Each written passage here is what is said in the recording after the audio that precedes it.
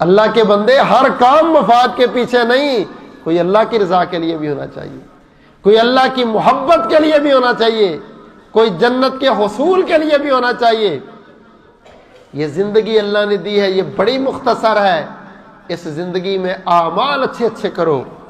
رسول اللہ صلی اللہ علیہ وسلم نے فرمایا، جو بندہ مسجد میں جاتا ہے نماز پڑھنے کے لیے اور اس نے دل میں نیت کیا ہے کہ کچھ سیکھوں گا، آپ سارے سیکھنے کے لیے آئے بیٹھے، آپ احادیث سن رہے ہیں، آپ آیات سن رہے ہیں، آپ اپنے ایمان کو تازہ کر رہے ہیں، فرمایا اس بندے نے ایک آیت سیکھ لی، ایک حدیث سیکھ لی، ایک فرمان سیکھ لیا۔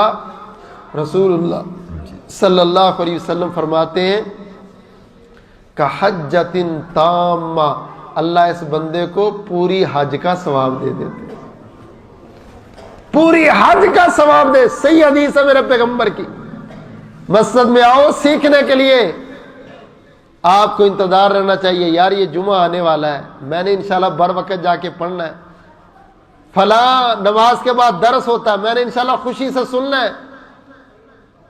ادھر درس شروع ہو اور ادھر تو اٹھ کے نکل جائے، جمعہ ختم ہو جائے اور تو مسجد میں آ جائیں، یہ حج کا اجر لینے کے طریقے نہیں ہیں۔ حج کے اجر کے لیے تو لوگ 14 لاکھ روپے جمع کرواتے پھر دعائیں کرتے رہتے۔ اللہ کے بندے تجھے مسجد میں رب حج کا اجر دے رہا، آ تو صحیح ٹائم سے، دل کھول کے وقت پر۔